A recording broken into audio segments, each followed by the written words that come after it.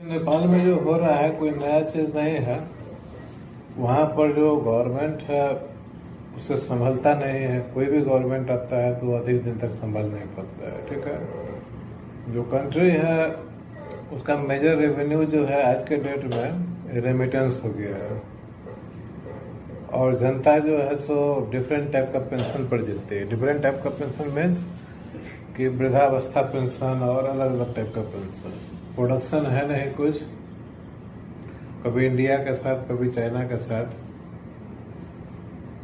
इस ढंग का डेमोक्रेसी है कि लोग चाहता नहीं है कि अब डेमोक्रेसी रहे। किंगडम रिटर्न के लिए डिमांड उठने लगा है। तो कई सारा चीज है इसमें। एक तो गवर्नमेंट ये चाहेगी कि किसी भी तरह किंग का डिमांड जो है तो खत्म हो।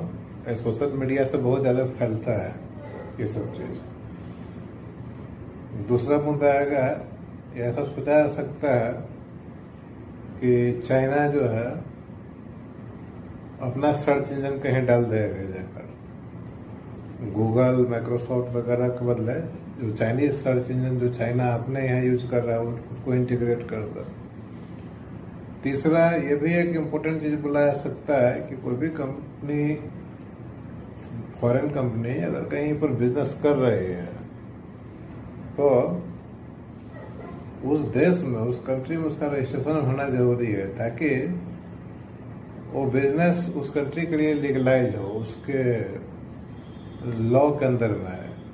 ठीक है, ये भी बहुत इम्पोर्टेंट है। तो कई सारे फैक्टर है, लेकिन जो हो रहा है वो ठीक नहीं है। सरकार को ऐसे छेड़छाड़ नहीं करना चाहिए, लेकिन सरकार भी क्या करेगी? अगर कोई कंपनी विदाउट रजिस्ट्रेशन कहीं पर काम कर रही है तो इलीगल ही हुआ, चाहे छोटा कंपनी हो चाहे बड़ा कंपनी हो। लेकिन अब तक फेसबुक अमेरिकन है, जो भी ऐप या सोशल मीडिया चल रहा है वो चाइनीज है।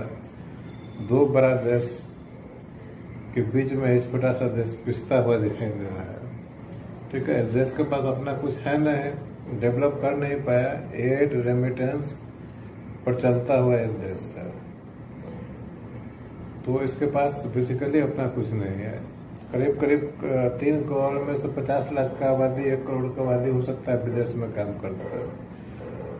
इंडिया में सबसे अधिक है। इसके अलावा गल्फ वगैरह में जो है सो इनके लेवल काफ़ी अधिक जाते हैं। अगर पुअरेस्ट कंट्री का लिस्ट तैयार किया जाए तो ये सबसे नीचे का जो रैंकिंग वाला कंट्री होगा